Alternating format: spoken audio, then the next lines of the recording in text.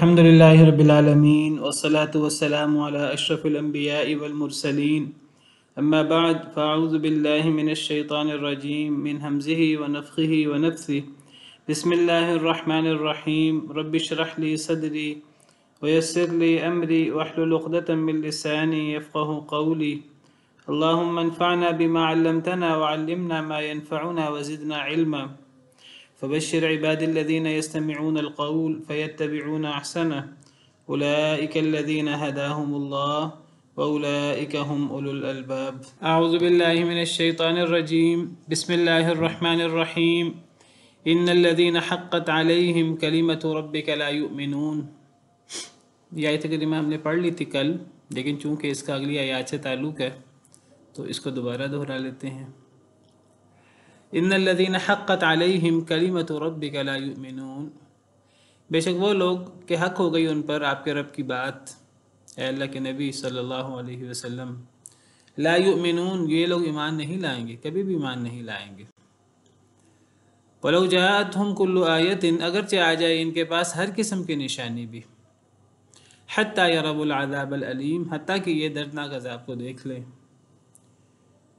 تو اب وہ لوگ جن کے بارے میں اللہ کی بات حق ہو گئی وہ ایمان نہیں لائیں گے. اللہ کی کون سی بات حق ہو گئی؟ یعنی اللہ کی یہ بات کہ اللہ انہیں اپنی رحمت سے دور کر دیں گے. وہ لوگ ایمان نہیں لائیں گے، ان کا خاتمہ کفر پر ہوگا، اللہ کی نافرمانی پر ہوگا. تو جن کے بارے میں اللہ کی یہ بات حق ہو گئی تو ایسے لوگ کبھی بھی ایمان نہیں لائیں گے. ان کے ایمان نہ لانے کی وجہ یہ نہیں ہے کہ ان کے پاس نشانی نہیں آ رہی، انہیں صحیح طریقے سے معجزات نہیں پہنچ رہے، انہیں سمجھ نہیں آ رہی، ایسی بات نہیں ہے. اگر ان کے پاس ہر قسم کی نشانی آ جائے، سینکڑوں ہزاروں معجزات آ جائیں، ماننا انہوں نے پھر بھی نہیں ہے، کیونکہ یہ اصل میں باتوں پر عمل کرنے والے ہیں نہیں، یہ لاتوں کے بت ہیں. کچھ لوگ ہوتے ہیں جو لاتوں کے بت ہوتے ہیں، باتوں سے انہیں فائدہ نہیں ہوتا. کچھ لوگ ہیں جو عذاب کو دیکھ کر ہی کہیں گے فرعون کی طرح کہ میں ایمان لاتا ہوں. اس سے پہلے جتنا مرضی انہیں دلائل دکھا لیے جائیں، جتنا مرضی انہیں معجزات دکھا لیے جائیں، ہر معجزے کو انہوں نے جادو کہہ کر، جھوٹ کہہ کر، دھوکہ کہہ کر اس کا انکار کر دینا ہوتا ہے. تو ایسے لوگ کبھی بھی ایمان نہیں لائیں گے، اور ایسے لوگوں پر آپ کے رب کی بات حق ہو چکی ہے. کون سی بات؟ کہ اللہ نے جہنم بھی بنائی ہے، اور ایسے لوگوں کے لیے ہی اللہ نے جہنم بنائی ہے. اللہ نے اختیار دیا ہے، اس اختیار کا ان لوگوں نے ناجائز استعمال کیا.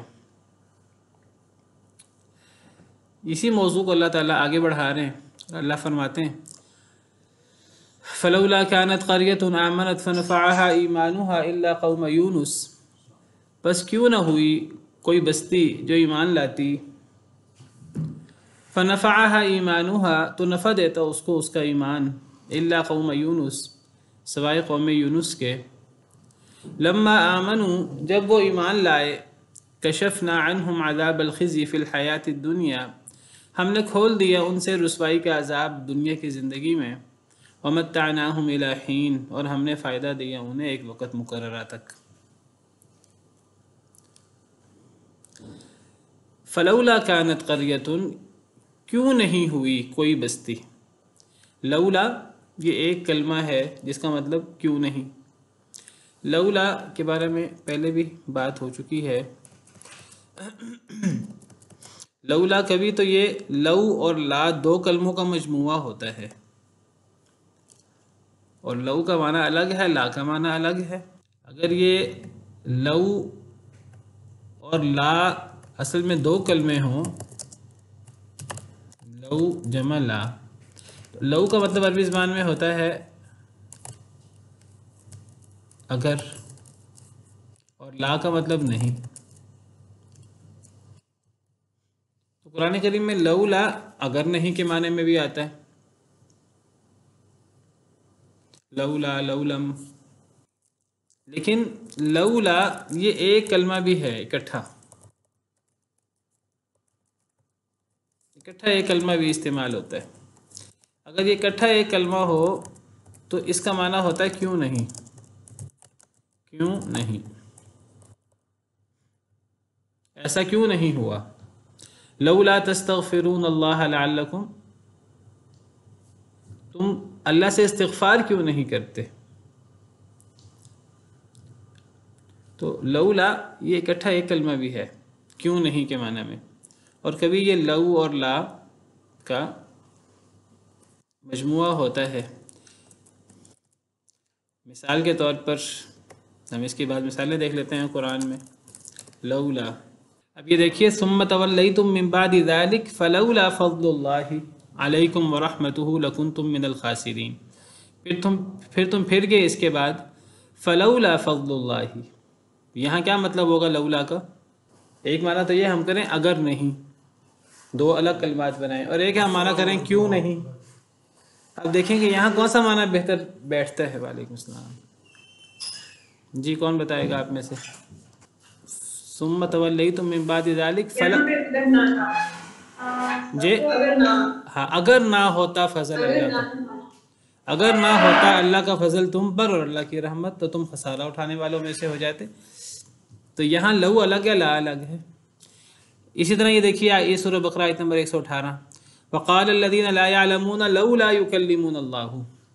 ان لوگوں نے کہا جو نہیں جانتے، لولا یکلمون اللہ، اگر نہیں کلام کرتا ہم سے اللہ، یا کیوں نہیں کلام کرتا ہم سے اللہ.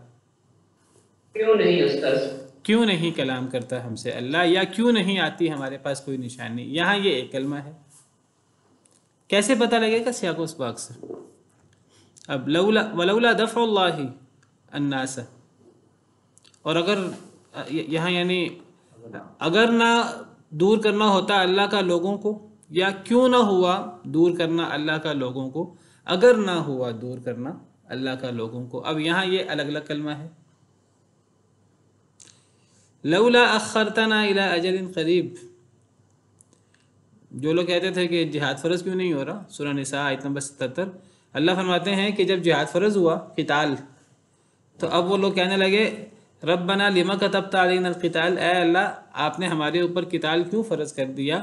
لولا اخرتنا، اگر نہیں تو نے مہلت دی ہمیں، یا کیوں نہیں تو نے مہلت دی ہمیں. تو کیوں نہیں تو نے مہلت دی ہمیں الی اجل قریب، کیوں نہیں.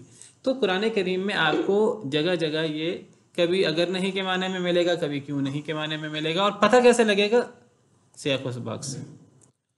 اسی طرح یہاں دیکھیے، اب یہاں فلولا کانت قریۃ، اب اس کا معنی اب ایک تو یہ کہ ہم کہیں کیوں نہ ہوئی کوئی بستی جو ایمان لاتی تو فائدہ دیتا اس کو اس کا ایمان، یا اس کا معنی ہم کریں پس اگر نہ ہوتی کوئی بستی. تو پہلا معنی صحیح ہے، اگر نہ ہوتی کوئی بستی تو معنی فٹ نہیں بیٹھ رہا. تو اللہ تعالیٰ یعنی آپ سمجھیے کہ حیرت کا اظہار کر رہے ہیں، افسوس کا اظہار کر رہے ہیں کہ ایسا کیوں نہیں ہوا کہ عذاب آنے سے پہلے لوگ ایمان لے آئیں، عذاب دیکھنے سے پہلے لوگ ایمان لے آئیں، اور لوگوں کا ایمان ان کو بچا لے. ایمان اتنی بڑی چیز ہے کہ اگر کوئی شخص ایمان لے آتا ہے، اللہ کا عذاب کیوں آنا ہے؟ اللہ کا عذاب تو آنا ہے کہ اگر کوئی بندہ اللہ کا نافرمان ہے، انکار کرنے والا ہے. تو پھر ایسے لوگوں کو ہمیشہ قرآن کریم میں بھی اللہ تعالیٰ نے عذاب کا ڈراوا دیا ہے. اللہ کا عذاب آئے گا، رات سوتے ہوئے اللہ کا عذاب آ سکتا ہے، دن کے وقت اللہ کا عذاب آ سکتا ہے. تم اللہ کے عذاب سے کیسے بچ سکتے ہو؟ تم سمندر میں ہوتے ہو اور وہاں اونچی اونچی لہریں اٹھ جاتی ہیں، تو تم اس وقت دہائیاں دینا شروع کر دیتے ہو کہ اے اللہ تعالیٰ ایک دفعہ چھوڑ دے، اب ہم موحد ہو جائیں گے، اب ہم ایمان لے آئیں گے. پھر جب سمندر سے اللہ تمہیں بچا لیتا ہے تم واپس آ جاتے ہو، پھر تم دوبارہ وہی شرک شروع کر دیتے ہو. تو عذاب آتا ہے اعمال کی وجہ سے، کفر کی وجہ سے. اب اس عذاب کو ٹالنے کا ذریعہ کیا ہے؟ ایمان. اگر کوئی قوم ایمان لے آئے، انفرادی طور پر ایمان یا اجتماعی طور پر ایمان، کوئی قوم ایمان لے آئے تو پھر اللہ کا عذاب نہیں آتا. اگر اللہ نے اس قوم کے بارے میں کوئی عذاب کا فیصلہ بھی کیا ہو ان کے ایمان نہ لانے پر، اگر وہ ایمان لے آئے تو اللہ تعالیٰ وہ عذاب کو ٹال دیتے ہیں۔ تو اللہ فرماتے ہیں کوئی بستی ایسی کیوں نہ ہوئی جو ایمان لاتی اور اس کو اس کا ایمان فائدہ بھی دیتا۔ جو بستی بھی ایمان لائے اس کو تو اس کا ایمان فائدہ دے گا۔ ایسا کیوں نہ ہوا کہ کوئی بستی ہوتی جو ایمان لاتی اور اس کو اس کا ایمان فائدہ دیتا، الا قوم یونس، سوائے قوم یونس کے۔ یعنی یہ واحد قوم ہے بحیثیت مجموعی جو ایمان لے آئے ہیں عذاب سے پہلے۔ اور جب ایمان لے آئے ہیں تو دیکھیے ایمان کتنی بڑی دولت ہے، کتنی بڑی دولت ہے، ہم تصور نہیں کر سکتے، دنیا میں بھی اور آخرت میں بھی۔ لا الہ الا اللہ کہہ دینا، اللہ پر ایمان لے آنا، اور یہ اصل میں صرف ایک کلمہ نہیں ہے، یہ تو اصل میں پورا ایک طرز زندگی ہے۔ یہ کتنی بڑی دولت ہے کہ جب یہ ایمان کوئی قوم لاتی ہے، اللہ نے اس پر کوئی عذاب طے کیا ہوتا ہے، طے شدہ عذاب اللہ تعالیٰ اس سے کھول دیتے ہیں۔ اللہ فرماتے ہیں کوئی قوم ایسی ہوئی نہیں کہ وہ قوم بحیثیت مجموعی ایمان لاتی پرانے قوموں میں، اور انبیاء آئے، رسول آئے، ہر قوم نے اپنے نبی اور اپنے رسول کا انکار ہی تو کیا ہے۔ كَذَلِكَ مَا أَتَى الَّذِينَ مِن قَبْلِهِم مِّن رَّسُولٍ إِلَّا قَالُوا سَاحِرٌ أَوْ مَجْنُونٌ۔ سورہ زاریات میں اللہ فرماتے ہیں کہ اے اللہ کے رسول صلی اللہ علیہ وسلم، یہ صرف آپ کو ساحر اور مجنون نہیں کہہ رہے، آپ سے پہلے جتنی قومیں آئیں، جتنے رسول آئے، كَذَلِكَ مَا أَتَى الَّذِينَ مِن قَبْلِهِم مِّن رَّسُولٍ، آپ سے پہلے جتنے بھی رسول آئے، إِلَّا قَالُوا سَاحِرٌ أَوْ مَجْنُونٌ، انہوں نے قوم والوں نے اس رسول کو یا ساحر کہا یا مجنون کہا۔ ہر بستی نے اپنے نبی کا انکار ہی تو کیا ہے۔ کوئی بھی قوم بحیثیت مجموعی ایمان نہیں لائی۔ ہاں یہ قوم یونس ہے، یہ بھی شروع میں ایمان نہیں لائے تھے۔ شروع میں انہوں نے بھی دوسری قوموں کی طرح، تمام قوموں کی طرح، انہوں نے وہی کفر و شرک کا، انکار کا مظاہرہ کیا، حضرت یونس علیہ السلام پر ایمان نہ لائے۔ اب حضرت یونس علیہ السلام انہیں اللہ کے عذاب سے ڈرا کر نکل گئے۔ اللہ کا عذاب آ جائے گا، ہر نبی اپنی قوم کو اللہ کے عذاب سے ڈراتا ہے۔ حضرت یونس نے ان کو ڈرایا اللہ کے عذاب سے۔ اب حضرت یونس نکل گئے۔ اب یہ الگ تفصیلات ہیں، وہ زیادہ واضح نہیں ہے قرآن و حدیث میں۔ اب حضرت یونس سے بھی ایک معاملہ ہو گیا کہ وہ اللہ کی اجازت کے بغیر نکل گئے۔ یہ کیا معاملہ ہوا؟ وہ پھر نکلے، اور بعض مفسرین کہتے ہیں کہ وہ اللہ کی اجازت کے بغیر نکل گئے تھے، یعنی انہوں نے قوم کو بتایا تم پر اللہ کا عذاب آنے والا ہے۔ جس طرح ہر نبی اپنی قوم کو اللہ کے عذاب سے ڈراتا ہے، ان کی قوم نے بھی انکار کیا باقی تمام قوموں کی طرح، یہ اپنی قوم کو ڈرا کر نکل گئے۔ اصل میں نبی اللہ کی اجازت کے بغیر نکل نہیں سکتے۔ بعض مفسرین کہتے ہیں کہ یہ یعنی زیادہ تنگ آئے اپنی قوم سے، اللہ کے عذاب کا کہہ کر نکل گئے، تو یہ ان سے کوتاہی ہو گئی۔ بعض مفسرین کہتے ہیں کہ یہ نکلے اپنی قوم کو اللہ کے عذاب سے ڈرا کر، تو انہیں خبر ملی بعد میں پیچھے سے کہ میری قوم تو ایمان لے آئی۔ جب حضرت یونس نکل گئے نا، اب قوم کو پریشانی لاحق ہو گئی۔ دیکھیے یہ اس بات کا پہلے بھی کئی دفعہ بات ہو چکی ہے، ہر قوم کو پتہ ہوتا ہے کہ ہمارے نبی سچے ہیں اور وہ صحیح دعوت لے کر آئے ہیں۔ حضرت موسیٰ علیہ السلام کی قوم کو بھی پتہ تھا، فرعون وغیرہ کو۔ پچھلے دنوں میں نے آپ کے سامنے یہ بات رکھی، ہم نے حضرت موسیٰ اور فرعون کا قصہ پڑھا ہے پیچھے۔ تو فرعون اور اس کے ساتھی حضرت موسیٰ علیہ السلام پر اندر سے ایمان رکھتے تھے، اندر سے یقین تھا انہیں حضرت موسیٰ کی بات صحیح ہے، لیکن وہ صرف تکبر کرتے ہوئے انہوں نے انکار کیا تھا۔ اللہ تعالیٰ قرآن میں فرماتے ہیں وَجَحَدُوا بِهَا وَاسْتَيْقَنَتْهَا أَنفُسُهُمْ ظُلْمًا وَعُلُوًّا، انہوں نے انکار کیا حالانکہ ان کے دل یقین کر چکے تھے، لیکن انہوں نے انکار کیا ظلم کرتے ہوئے اور تکبر کرتے ہوئے۔ دلوں میں ان کو یقین تھا۔ حضرت موسیٰ کے ساتھ بھی یہی ہوا، نبی کریم صلی اللہ علیہ وسلم کے ساتھ یہود، نصارہ وغیرہ، یہ بھی آپ کو ایسے پہچانتے تھے جیسے اپنے بیٹوں کو پہچانتے تھے۔ قریش کی بھی ایمان نہ لانے کی وجہ یہ نہیں تھی کہ معجزات وہ زیادہ دیکھ نہیں پائے تھے، ان کو پتہ تھا کہ اگر ہم ایمان لیں ہمیں اپنے عقائد سے دستبردار ہونا پڑے گا، اپنے قائد سے دستبردار ہونے کو تیار نہیں تھے۔ اب وہ مین میخ نکالتے تھے، اعتراضات کرتے تھے۔ کبھی نبی کریم صلی اللہ علیہ وسلم کسی کو بد دعا دے دیتے کفار میں سے، تو کفار ڈرتے تھے آپ کی بد دعا سے، حالانکہ آپ پر ایمان نہیں لاتے تھے، لیکن ان کو پتہ تھا کہ اگر نبی صلی اللہ علیہ وسلم نے بد دعا دے دی تو آپ کی بد دعا لگ جایا کرتی ہے۔ بلکہ ابو لہب کے ایک بیٹے کو آپ نے بد دعا دی تو وہ ابو لہب کا بیٹا چھپتا پھرتا تھا لوگوں سے، وہ ان کو پتہ تھا کہ یہ آپ کی بد دعا لگ جاتی ہے۔ تو کہیں بھی وہ جاتے سفر پہ تو وہ ابو جہل کا بیٹا جو ہے نا وہ حافظوں کے حصار میں کوئی آپ نے بد دعا دی کہ اللہ کے کتوں میں سے کوئی کتا جو ہے وہ تمہیں اس پر کوئی اللہ کتا مسلط اللہ کر دے، مجھے پورے الفاظ یاد نہیں ہیں۔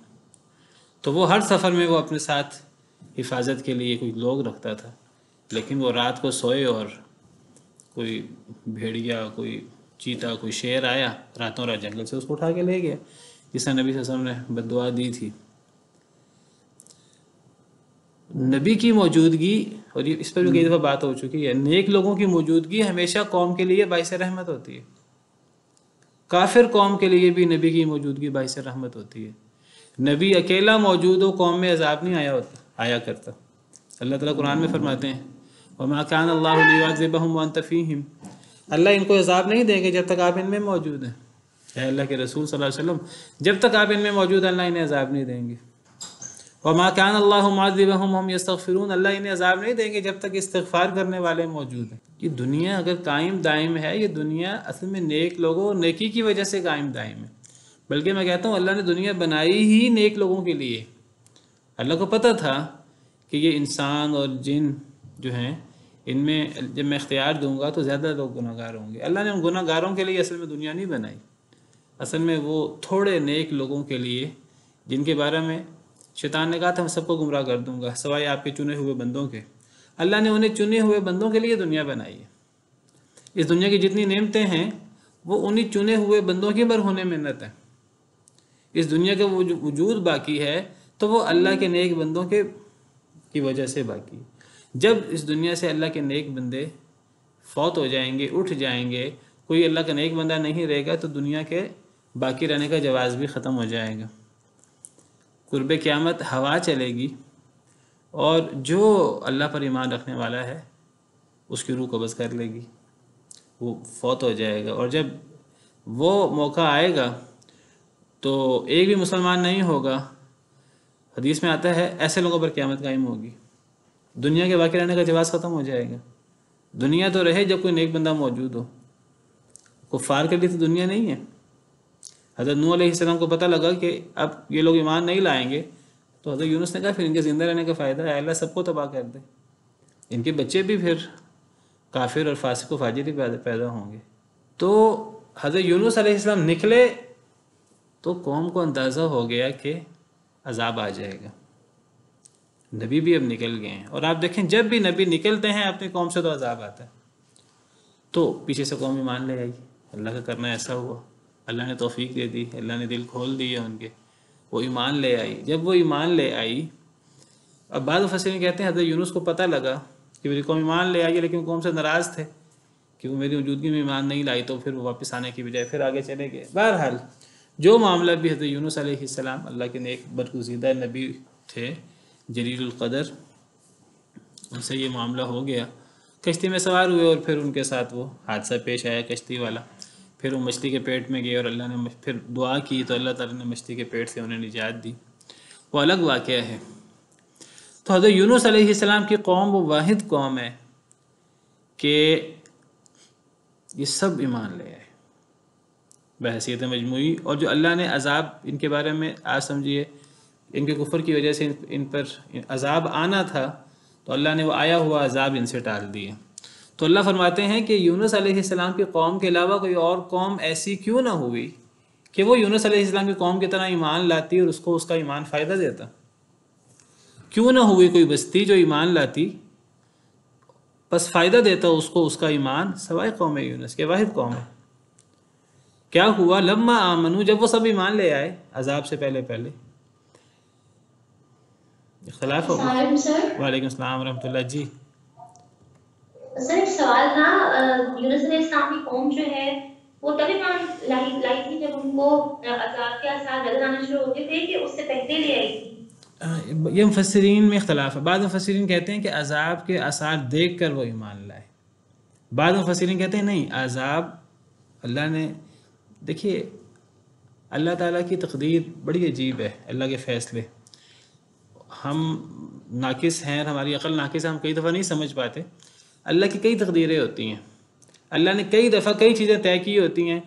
فلاں شخص اگر کفر کرے گا، اللہ کی نافرمانی کرے گا، فلاں گناہ کرتا رہے گا تو اس کے لیے یہ فیصلہ ہے، وہ نیک ہو جائے گا، اپنی اصلاح کر لے گا، صلہ رحمی کرے گا، دعا کرے گا، تو وہ تقدیر بھی بدل جایا کرتی ہے.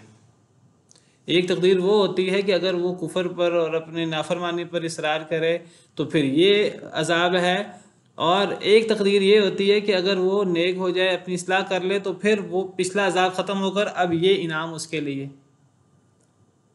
اب آپ کو پتہ ہے کہ جب کوئی شخص اس دنیا سے اسلام کی حالت میں، توحید کی حالت میں فوت ہوتا ہے، گویا کہ جنتی ہوتا ہے وہ، تو اس کا ایک ٹھکانہ جہنم میں بھی ہوتا ہے. ہر شخص کا ایک ٹھکانہ جہنم میں بھی ہے. تو جہنم میں اس کے ٹھکانے کی جگہ پر کسی کافر، یہودی یا عیسائی کو وہاں جگہ دی جاتی ہے، اور جنتی کے جنت میں ٹھکانہ ہوتا ہے. یہ قبر میں کہا جاتا ہے؟ نہیں، حدیث مبارکہ کے، یہ حدیث مبارکہ کے الفاظ ہیں کہ جب کوئی جنتی جنت میں جاتا ہے نا، جنت میں اس کا ایک ٹھکانہ ہے، اس کا ایک ٹھکانہ جہنم میں بھی ہوتا ہے. اس جہنم کے ٹھکانے پہ اس کی جگہ کسی کافر کو پھر جگہ دی جاتی ہے. یعنی اگر ایک بندہ ایمان نہیں لائے گا تو اللہ نے اس کا بھی آخرت میں پہلے سے اس کی جگہ تیار کر رکھی ہے. یہ نہیں ہے کہ اللہ کے پاس کوئی نظام کی، کوئی جگہ کی کمی ہے. اسی طرح تو اب اختلاف مفسرین کا. بعض مفسرین کہتے ہیں کہ یہ قوم عذاب دیکھ کر ایمان لائی تھی، اور دوسری رائے مفسرین کی یہ نہیں، عذاب سے پہلے یہ لوگ ایمان لے آئے تھے. اب جو لوگ کہتے ہیں عذاب دیکھ کر ایمان لائے تھے، یہ ویسے اللہ کا عام اصول یہ ہے کہ اللہ کا جب عذاب آ جائے پھر ایمان قابل قبول نہیں ہوتا. اب فرعون پر اللہ کا عذاب آ گیا، وہ تو قرآن کریم میں بھی اللہ فرماتے ہیں فَلَمَّا رَأَوْا بَأْسَنَا قَالُوا آمَنَّا بِاللَّهِ کیا قرآن کی آیت ہے؟ سورہ مومن میں فَلَمَّا رَأَوْا بَأْسَنَا، سورہ غافر کو سورہ مومن بھی کہتے ہیں، 84 نمبر آیت. جب انہوں نے دیکھا ہمارے عذاب کو تو انہوں نے کہا ہم اللہ پر ایمان لے آتے ہیں جو اللہ اکیلا ہے، اور ہم کفر کرتے ہیں ساتھ اس کے جو ہم شرک کرتے تھے. یہ ہر قوم کے یہ معاملہ ہے. ہر قوم پر جب اللہ کا عذاب آتا ہے تو اللہ فرماتے ہیں جب وہ قوم ہمارا عذاب دیکھتی ہے اس وقت وہ ایمان لے آتی ہے، اور وہ جو کفر و شرک کرتے ہیں اس کفر و شرک سے وہ برات کا اظہار کر دیتی ہے. لیکن اللہ فرماتے ہیں فَلَمْ يَكُ يَنْفَعُهُمْ إِيمَانُهُمْ لَمَّا رَأَوْا بَأْسَنَا، کہ جب وہ ہمارے عذاب کو دیکھ لیں تو ہمارے عذاب کو دیکھنے کے بعد پھر ان کو ان کا ایمان لانا فائدہ نہیں دیتا. سنت اللہ التی قد خلت فی عبادی، یہ اللہ کا ایسا طریقہ ہے، اللہ کی ایسی سنت ہے، یہ ہمیشہ سے یہی چلتی رہی ہے، اس سنت میں تبدیلی نہیں آتی. اب یہ مفسرین کہتے ہیں کہ قوم یونس اس سنت سے بھی مستثنا ہے. جن مفسرین کی رائے یہ ہے کہ عذاب دیکھ کر وہ ایمان لائی تھی. وہ کہتے ہیں کہ یہ اللہ کے اس سنت سے، اس قاعدے سے، یہ اللہ نے اس پر اتنا احسان کیا اس قوم پر کہ اللہ نے اس قوم کو اس قاعدے سے بھی مستثنا کر دیا. دوسرے مفسرین کہتے ہیں نہیں، اس قوم پر بھی اللہ کا عذاب نہیں آیا تھا ابھی. جب عذاب نہیں آیا تھا تو پھر اللہ تعالیٰ کیسے کہتے ہیں جب وہ ایمان لائے تو ہم نے ان سے عذاب ٹال دیا؟ وہ کہتے ہیں یعنی عذاب بس گویا کہ آیا ہی چاہتا تھا، وہ عذاب طے تھا اللہ کی طرف سے. جیسے میں ذکر کر رہا ہوں کہ اگر ایک بندہ گناہ گار ہوتا ہے تو اسے گناہ کی وجہ سے اس کے اوپر ایک عذاب ہوتا ہے، طے ہوتا ہے اللہ کی طرف سے. اگر وہ بالکل آخری لمحوں میں توبہ کر لے عذاب سے پہلے تو توبہ قابل قبول ہوتی ہے. جیسے ابو طالب کے حوالے سے ذکر کیا تھا کل کہ نبی صلی اللہ علیہ وسلم ابو طالب کو مرض الموت میں آپ ان کو کلمہ پڑھنے کی تلقین کر رہے ہیں. اگر وہ کلمہ پڑھ لیتے، پوری زندگی اگر انہوں نے شرک پہ گزاری ہوتی اور کلمہ پڑھ لیتے تو ان کا وہ کلمہ پڑھنا ان کو فائدہ دیتا. نبی صلی اللہ علیہ وسلم کو انہیں تلقین کرنے کا مطلب ہی یہ تھا کہ چچا کلمہ پڑھ لیجئے، میں اللہ کے ہاں سفارش کروں گا. تو دوسری رائے یہ ہے واللہ عالم زیادہ مفسرین کی رائے یہ ہے کہ عذاب دے کر وہ ایمان لائے. مجھے ویسے دوسری رائے بہتر لگتی ہے، باقی اللہ بہتر جانتے ہیں. وہ سمجھتے تھے کہ نبی نکل گئے ہیں. ہاں 3 دن ہوتے ہیں تو اس کے اندر وہ 3 دن، بعض قوموں کو 3 دن ملتے ہیں، قوم سمود کو 3 دن ملے، کسی قوم کو قوم بیش زیادہ دن ملتے ہیں، کسی کو کم دن ملتے ہیں. حضرت یونس کا نکلنا تو انہوں نے کہا کہ اب نبی بھی نکل گئے ہیں. تو یہ واحد قوم ہے خوش نصیب کہ یہ پھر ایمان لائی. اور پھر اللہ فرماتے ہیں جب یہ ایمان لائے تو ہم نے ان سے رسوائی کا عذاب ٹال دیا دنیا کی زندگی میں. تو دیکھیے ایمان کا کتنا بڑا فائدہ ہے کہ ایمان کی وجہ سے آیا ہوا عذاب اللہ نے ان سے کھول دیا. اور یہ طے شدہ جو عذاب جو ان کے لیے طے تھا اور آیا ہی چاہتا تھا، یا تو بعض مفسرین کے مطابق آ چکا تھا، اللہ نے استثناء کر کے وہ ٹال دیا. دوسرے مفسرین کے مطابق ابھی آیا نہیں تھا تو اللہ نے ٹال دیا. اچھا، اور یہ ایمان کا جی جی جی جی سوری سر، جی میں کہہ رہی تھی کہ میں نے ویسے کوئی سنا تھا، جب میں نے یہ کہانی سنی تھی تو انہوں نے کہا تھا کہ شاید یہ بھی وجہ ہو سکتی ہے کہ ان کی معافی قبول کر لی گئی کہ ان سب نے مل کے معافی مانگی تھی اللہ سے، مطلب پوری قوم جمع ہو گئی تھی. یہ بھی شاید وجہ ہو سکتی ہے. یہ ایک رائے تو میں نے بتایا یہ موجود ہے، اور یہ بہت سارے مفسرین کی رائے ہے. لیکن یہ جو قرآن کی آیت ہے میں نے ابھی آپ کے سامنے رکھی سورہ مومن کی، وہ اس آیت میں یہ ہے کہ وہ پوری قوم کی بات ہو رہی ہے. وہ جب کسی قوم پر اللہ کا عذاب اللہ فرماتے ہیں فلم یکن ینفعہم ایمانہم لما رأوا بأسنا، جب کسی قوم پر اللہ کا عذاب آتا ہے، جب عذاب آ جاتا ہے تو پوری قوم ایمان لے آتی ہے. اجتماعی ایمان تو وہاں بھی لوگ لے آتے ہیں. اب بعض مفسرین کے مطابق وہ اللہ کے اس طریقے سے وہ مستثنا ہے کہ اللہ نے ان کو عذاب کے باوجود انہیں اللہ نے معاف کر دیا. دوسرے مفسرین کہتے ہیں نہیں ابھی عذاب نہیں آیا تھا. واللہ عالم، کوئی دو ٹوک بات ہمارے سامنے موجود نہیں ہے. بس یہ آیت موجود ہے لما آمنوا، جب وہ ایمان لائے، کشفنا عنہم عذاب الخزی، ہم نے کھول دیا ان سے رسوائی کا عذاب. اس آیت میں یہ صراحت نہیں ہے کہ وہ رسوائی کا عذاب آ چکا تھا کہ ابھی بالکل آنے والا تھا، یہ صراحت نہیں ہے. یہی اختلاف ہے مفسرین میں، واللہ عالم. لیکن میں صرف یہ بتانا چاہ رہا ہوں، دیکھیے ایمان کا مقام کتنا بڑا ہے، ایمان کتنی بڑی چیز ہے. دنیا کے اندر دیکھیں اس ایمان کی وجہ سے اللہ نے آیا ہوا عذاب ٹال دیا، اور آخرت میں یہ جو لوگ ایمان لائیں دنیا میں لائے، آخرت میں وہ جہنم سے اور اللہ کی الغضب سے محفوظ رہیں گے. اور اللہ قرآن میں فرماتے ہیں ربما یود الذین کفروا لو کانوا مسلمین، ایک وقت ہوگا جب کافر لوگ پسند کریں گے کاش کہ وہ بھی مسلمان ہوتے. اور یہ بات یہ 14ویں پارے کی پہلی آیت ہے. اور یہ آیت کریمہ کس موقع کی ہے؟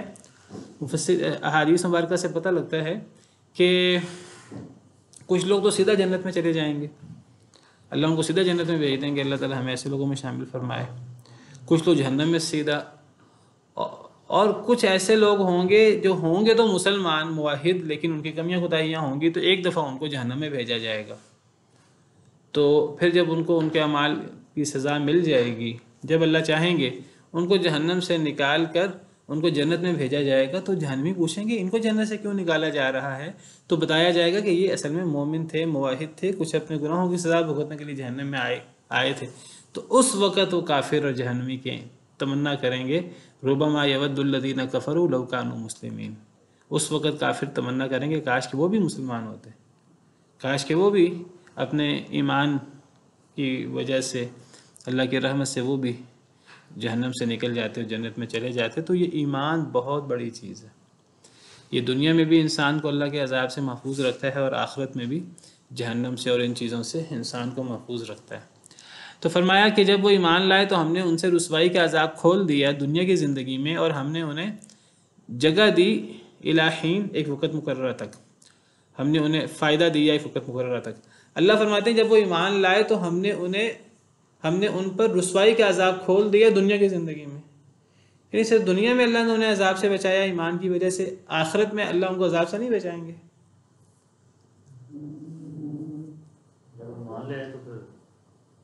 اگر ایمان لے آئے تو پھر دنیا اور آخرت دونوں میں فائدہ ہونا چاہیے.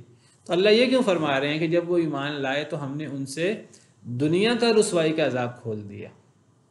اچانک ہلاکت تھی وہ وقت، یہ تو آخرت کا عذاب. مفسرین کہتے ہیں کہ اصل میں اللہ نے ایک دفعہ تو ان کے ایمان لانے پر عذاب کھول دیا، اب کوئی بندہ مرتد بھی تو ہو سکتا ہے، کوئی بندہ گناہ گار بھی تو ہو سکتا ہے بعد میں. تو ایک بندہ ایمان لاتا ہے اور اللہ تعالیٰ اس کے ایمان کی وجہ سے دنیا کا عذاب ختم کر دیتے ہیں. اگر تو وہ اس ایمان پہ فوت ہو جاتے پھر تو ایک بات طے ہو گیا نا کہ یہ اس کا خاتمہ بالخیر ہوا ہے. اب اگر ایک بندہ ایمان لے آئے تو ایمان لانے کے بعد ہم ایک بندے کے بارے میں یہ دعویٰ نہیں کر سکتے کہ وہ جنتی ہے پکا. جنتی تو کب ہے؟ جب اس کی ایمان پر وفات ہوگی. کئی ایسے بدبخت بھی ہوتے ہیں کہ ایمان لانے کے بعد پھر گناہ کرتے ہیں اور مرتد ہو جاتے ہیں. نبی صلی اللہ علیہ وسلم پر ایمان لانے والوں میں سے کئی بعض لوگ مرتد ہو گئے تھے. وَمَن يَرْتَدِدْ مِنْكُمْ عَنْ دِينِهِ فَيَمُتْ وَهُوَ كَافِرٌ فَأُولَٰئِكَ حَبِطَتْ أَعْمَالُهُمْ فِي الدُّنْيَا وَالْآخِرَةِ. سورہ بقرہ میں اللہ فرماتے ہیں جو بندہ اپنے دین سے مرتد ہو جائے اور پھر وہ اس حال میں مرے کہ وہ کافر ہو، فَأُولَٰئِكَ حَبِطَتْ أَعْمَالُهُمْ فِي الدُّنْيَا وَالْآخِرَةِ، تو ایسے لوگوں کے نیک اعمال دنیا اور آخرت میں تباہ ہو جاتے ہیں، ضائع ہو جاتے ہیں، اور پھر یہ لوگ جہنمی ہوتے ہیں. ہم فیہا خالدون، ان کا ایمان لانا، ان کی نیکیاں ساری ضائع ہو جاتی ہیں. جس طرح ایمان لانے سے گناہ اللہ معاف کر دیتے ہیں اور نیکیوں سے بدل دیتے ہیں، اسی طرح اگر ایک بندہ ایمان کے بعد مرتد ہو جائے، کفر اختیار کرے، تو اس کا وہ ایمان اور نیک اعمال ضائع ہو جاتے ہیں. بلکہ ایمان لانے کی وجہ سے جو اس کی کمیاں کوتاہیاں معاف ہوئی ہوتی ہیں، اگر ایک بندہ مرتد ہو جائے، وہ جو کمیاں کوتاہیاں معاف ہوئی ہوتی ہیں وہ دوبارہ لوٹ آتی ہیں اور نیکیاں بھی ضائع ہو جاتی ہیں. تو مطلب یہ ہے کہ جب وہ ایمان لائے تو ہم نے دنیا کا رسوائی کا عذاب ٹال دیا، اس لیے کہ اللہ نے فرمایا وَمَتَّعْنَاهُمْ إِلَىٰ حِينٍ، ہم نے پھر انہیں ایک مدت کے لیے فائدہ دیا دنیا کا. یعنی ان کی اللہ نے ابھی ان کی عمر تھی تو اب اس عمر میں اب وہ ایمان پر برقرار رہتے ہیں کہ نہیں رہتے یہ وضاحت نہیں ہے اس آیت میں. اگر وہ ایمان پر برقرار رہے جو لوگ، وہ آخرت میں بھی اللہ کے انعامات کے حقدار ہیں. جو اس مہلت میں مرتد ہو گئے اور اللہ کے نافرمان بن گئے تو ان کا معاملہ پھر اس کے مطابق ہوگا. ایمان بہت بڑی چیز ہے اور اللہ کی نافرمانی بہت منحوس چیز ہے جو انسان کو تباہ و برباد کر کے رکھ دیتی ہے. وَلَوْ شَاءَ رَبُّكَ لَآمَنَ مَنْ فِي الْأَرْضِ كُلُّهُمْ جَمِيعًا، اور اگر چاہتا آپ کا رب البتہ ایمان لے آتا ہر وہ شخص جو زمین میں ہے، ایمان لے آتے تمام وہ جو زمین میں ہیں، کلہم سب کے سب، جمیعا سب کے سب. اگر اللہ چاہتے تو دنیا کے سارے لوگ ایمان لے آتے. کیا مطلب؟ اگر اللہ چاہتے تو ایسا ہوتا، یعنی اللہ نے ایسا چاہا ہی نہیں. تو اللہ نے نہیں چاہا کہ دنیا کے سارے لوگ ایمان لائے،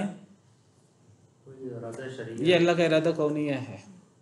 اللہ کی مرضی تو یہ ہے، اللہ کی خوشی تو یہ ہے کہ دنیا کے سارے لوگ ایمان لے آئیں، لیکن اللہ کا ارادہ کونیہ یہ ہے کہ سارے ایمان نہیں لائیں گے. کیوں؟ کیونکہ اللہ نے اختیار دیا ہے، اس اختیار کا نتیجہ یہ ہے سارے ایمان نہیں لائیں گے. تو اللہ تعالیٰ فرماتے ہیں وَلَوْ شَاءَ رَبُّكَ، اگر آپ کا رب چاہتا لَآمَنَ مَنْ فِي الْأَرْضِ كُلُّهُمْ جَمِيعًا، تو زمین کے سارے لوگ ہی ایمان لے آتے. تو اللہ نے ایسا چاہا نہیں. اللہ نے انسانوں اور جنوں کے بارے میں ایسا نہیں چاہا. باقی تمام مخلوقات وہ مجبور ہیں ایمان لانے پر، انسان اور جن مجبور محض نہیں ہیں، اللہ نے انہیں اختیار دیا ہے. تو یہاں اللہ کی مشیت سے مراد اللہ کا ارادہ کونیہ مراد ہے، اللہ کی مرضی مراد نہیں ہے. اللہ کی خوشی تو یہ سارے ایمان لے آتے. اب جب اللہ نے اختیار دے دیا ہے انسانوں اور جنوں کو، اور اس میں اللہ کی اپنی حکمت بالغہ ہے، اب اس پر کوئی اعتراض بھی نہیں کر سکتا کہ اللہ نہ اختیار دیتے. اللہ کے اختیار دینے کی وجہ سے تو اتنے لوگ جہنم میں چلے جائیں گے. اگر اللہ اختیار نہ دیتے پھر جنت بھی نہ ہوتی.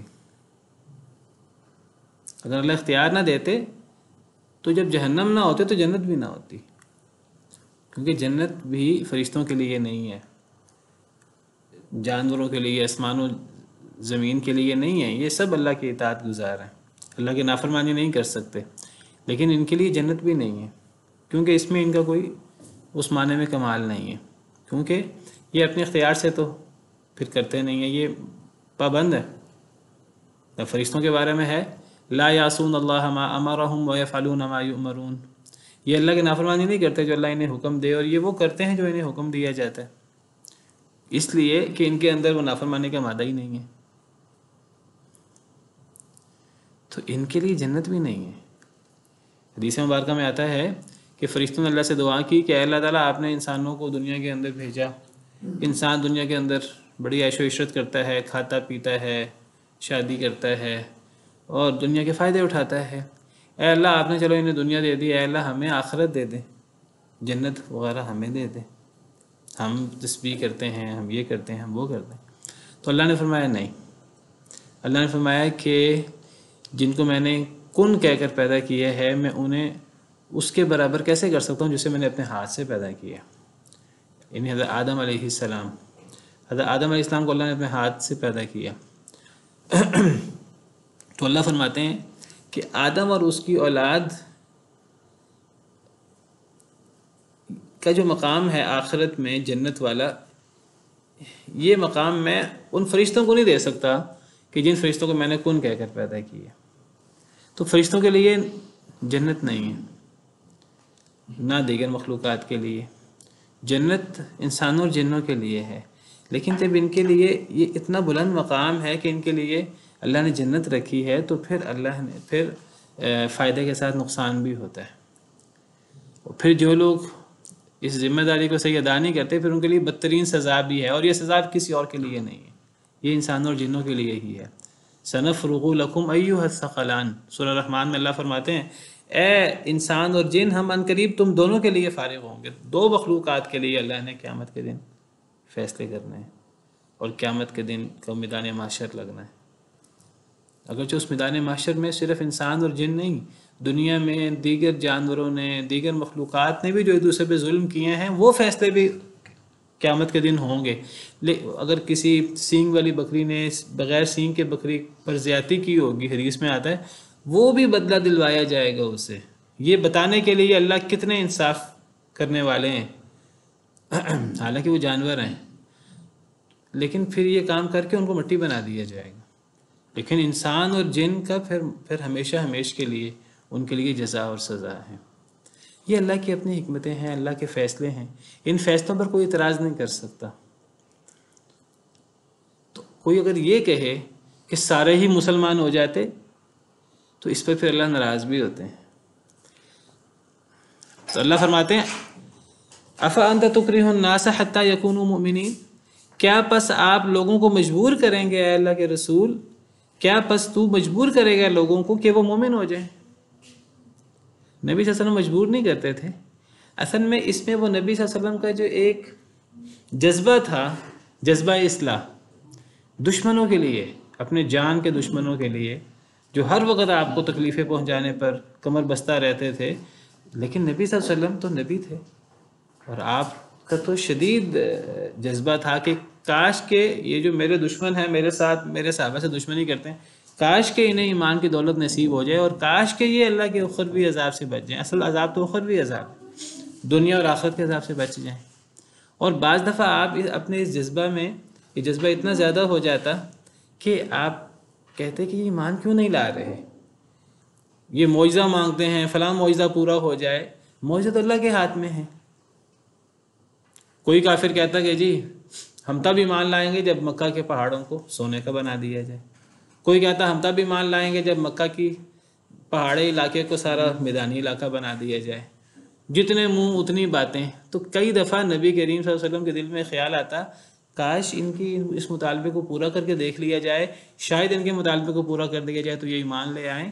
تو اللہ تعالیٰ فرماتے ہیں کہ کیا آپ چاہتے ہیں کہ ساری دنیا مسلمان ہو جائے؟ تو اللہ پھر جو ہے وہ تنبیہ کرتے ہیں۔ پیچھے بھی ہم نے پڑھا کہ اگر آپ طاقت رکھتے ہیں تو آپ زمین میں سرنگ کھود لیں، اگر آپ طاقت رکھتے ہیں تو آپ آسمان میں سیڑھی لگا کر معجزہ لیں۔ وَإِنْ كَانَ كَبُرَ عَلَيْكَ إِعْرَاضُهُمْ فَإِنِ اسْتَطَعْتَ أَن تَبْتَغِيَ نَفَقًا فِي الْأَرْضِ أَوْ سُلَّمًا فِي السَّمَاءِ فَتَأْتِيَهُمْ بِآيَةٍ وَلَوْ شَاءَ اللَّهُ لَجَمَعَهُمْ عَلَى الْهُدَىٰ۔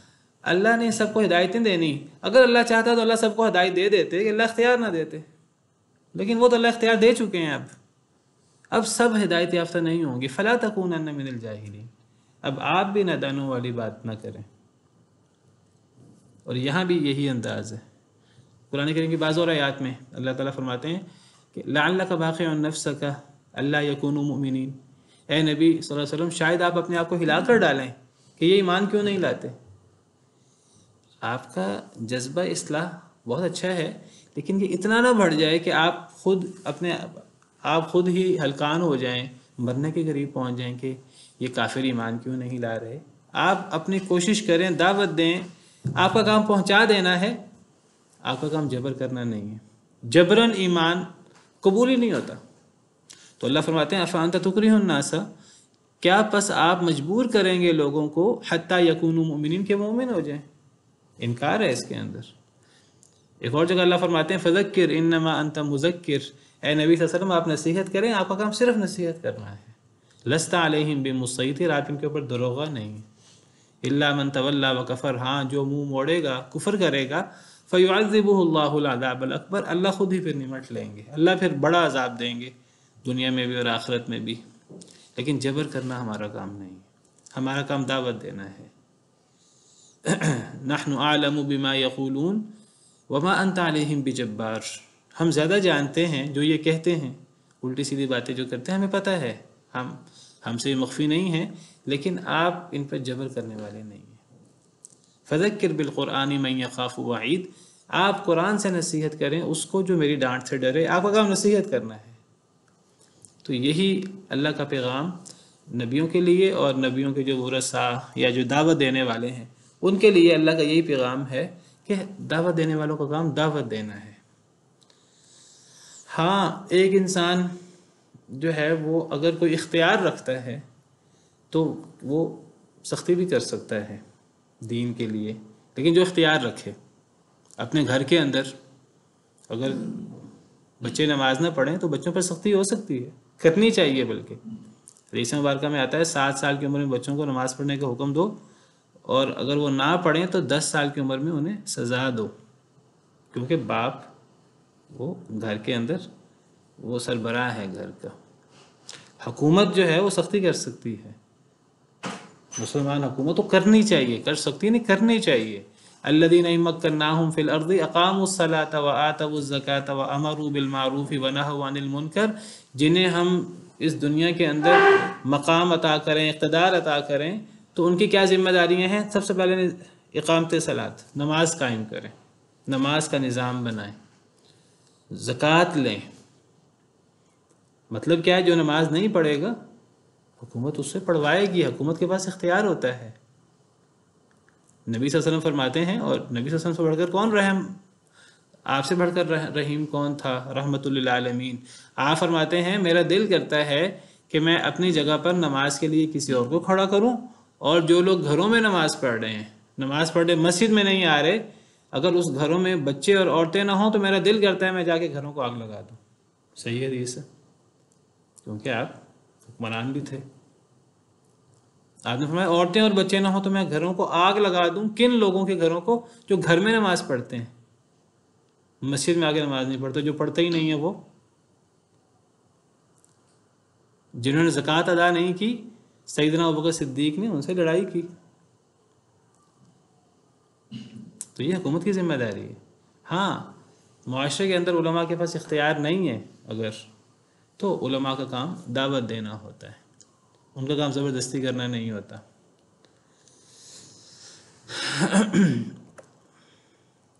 وما كان لنفس ان تؤمن الا باذن اللہ، کسی نفس کے یہ لائق نہیں کہ وہ ایمان لے آئے الا مگر باذن اللہ، اللہ کی اجازت سے۔ اب یہاں ایک اور بات اللہ تعالیٰ نے بیان فرما دی۔ ابھی تو ہم نے پڑھا کہ یعنی اللہ نے اختیار دیا ہوا ہے، اور جب اللہ نے اختیار دیا ہے تو ایمان وہی لائے گا جو ایمان لانا چاہتا ہے۔ جو ایمان نہیں لانا چاہتا تو جبراً تو اس کو کلمہ نہیں پڑھایا جائے گا، جو ایمان نہیں لاتا تو اس کو ایمان لانے کے لیے مجبور نہیں کیا جائے گا، اور جو ایمان لاتا ہے تو اس کا ایمان قبول ہے، اس کا ایمان رد نہیں کیا جائے گا۔ لیکن اب یہاں اللہ فرماتے ہیں کہ کوئی بندہ یہ نہ سمجھے کہ میں ایمان لا کر بڑا احسان کرتا ہوں، میری نیکی کی، میرے ایمان کی ضرورت ہے اللہ کو، دین اسلام کو۔ اللہ فرماتے ہیں کہ یہ ایمان کی توفیق بھی اللہ کی مرضی سے ملتی ہے، یہ ہر ایک کو ملتی نہیں ہے۔ جب تک اللہ کا حکم نہ ہو تب تک ایک بندہ ایمان ہی نہیں لا سکتا. یعنی کوئی بندہ ایمان لا کر نہ اللہ پر احسان کرتا ہے، نہ نبی پر احسان کرتا ہے، نہ اسلام پر مسلمانوں پر احسان کرتا ہے، یہ تو اللہ کی توفیق ہے. اللہ کسی کو ایمان لانے کی توفیق دے دیں. کسی نفس کے لائق نہیں کہ وہ ایمان لے آئے مگر اللہ کی اجازت سے. یا ایسے جیسے اگر علماء کہیں لوگوں کو نماز پڑھنے کا، تو بعض لوگ نماز پڑھ کے بڑا احسان جاتے ہیں، جی ہم نے تو نماز پڑھی ہے، بڑا کام کیا ہے. بھئی اگر آپ نے نماز پڑھی ہے تو یہ اللہ نے آپ کو توفیق دی ہے نماز پڑھنے کی. اگر اللہ کی مرضی نہ ہوتی آپ نماز ہی نہ پڑھ سکتے. تو بات یہ ہو رہی تھی وما کان لنفس ان تؤمن الا باذن اللہ، کسی نفس کے یہ لائق نہیں کہ وہ ایمان لائے مگر اللہ کی اجازت سے. یعنی ایمان لانا کوئی کسی کا کسی پر احسان نہیں ہے، یہ تو نصیب والے کو یہ توفیق ملتی ہے کہ وہ ایمان لائے. جس کو اجازت ملتی ہے، جس کے سینے کو اللہ کھولتے ہیں تو وہ ایمان لاتا ہے. ہر بندہ تو اس طرح ایمان لا بھی نہیں سکتا. تو کوئی بندہ یہ نہیں سمجھے کہ وہ ایمان لا کر نیکی کر کے احسان کر رہا ہے. یہاں کسی کو اشکال ہو سکتا ہے کہ بھئی ایک بندہ ایمان لانا چاہتا ہے، اللہ اسے اجازت ہی نہیں دے رہے. ایسا ہوتا نہیں ہے کبھی. یعنی اگر اس آیت سے کسی کو یہ محسوس ہو کہ جی بس اللہ کی اجازت سے ہی ہر شخص ایمان لائے گا، تو اگر ایک شخص کو اللہ کی اجازت ہی نہ ہو تو اللہ تعالیٰ تو غفور و رحیم ہے، اور اللہ تعالیٰ تو عدل و انصاف والے ہیں. اگر ایک بندہ ایمان لانا چاہے گا جتنا بھی گناہ گار کیوں نہ ہو، اللہ کیوں اس کو اجازت نہیں دیں گے؟ لیکن یہ بات ہمیں سمجھ لینی چاہیے کہ اللہ، کوئی بندہ ایمان لانا چاہے گا اللہ اس کو ضرور ایمان کی توفیق دیں گے. جو ایمان نہیں لانا چاہے گا اللہ اس کو کبھی بھی ایمان کی توفیق نہیں دیں گے. لیکن یہ بات یاد رکھنی چاہیے کہ ایمان کی، نیکی کی توفیق اللہ کے حکم سے ملتی ہے. دل ہمارے اللہ کے ہاتھ میں ہے. ایسا ہوتا نہیں ہے کبھی کہ ایک شخص ایمان لانا چاہے اور اللہ تعالیٰ اس کو ایمان لانے سے ہی روک دیں. ایسا ہوتا نہیں ہے. لیکن یہ دل اللہ کے ہاتھ میں ہے. فَمَن يُرِدِ اللَّهُ أَن يَهْدِيَهُ يَشْرَحْ صَدْرَهُ لِلْإِسْلَامِ، جسے اللہ ہدایت دینا چاہے اللہ اس کے سینے کو اسلام کے لیے کھول دیتے ہیں.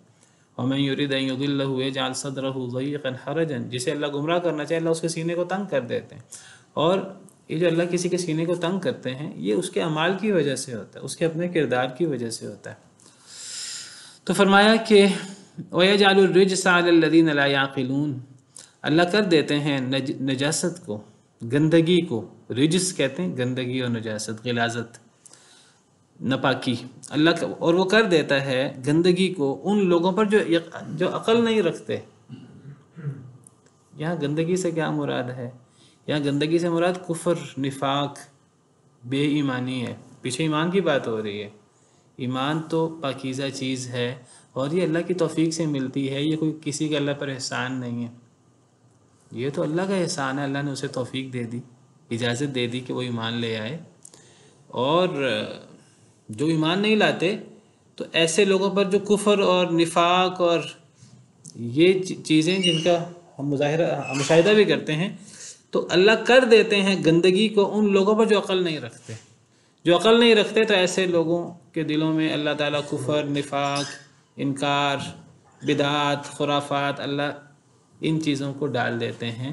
اور یہ کون لوگ ہیں؟ یہ وہ لوگ ہیں جو عقل نہیں رکھتے. یہ بے وقوف لوگ ہوتے ہیں، چاہے دنیاوی اعتبار سے وہ کتنے ہی ذہین کیوں نہ ہوں، کتنے ہی دنیاوی اعتبار سے پڑھے لکھے لوگ کیوں نہ ہوں.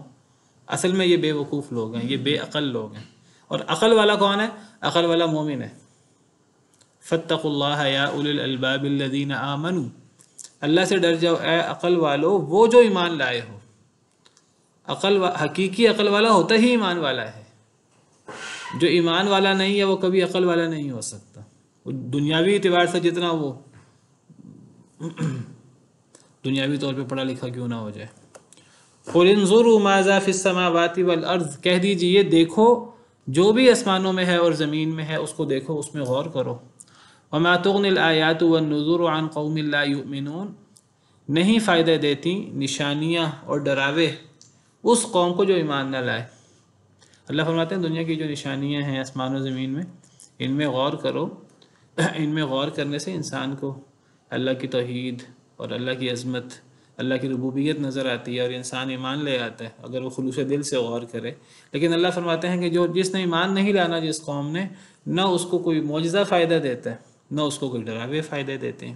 چلیں آج کے لیے اتنا ہی کافی ہے. سبحان ربک رب العزت عما یصفون وسلام علی المرسلین والحمد للہ رب العالمین.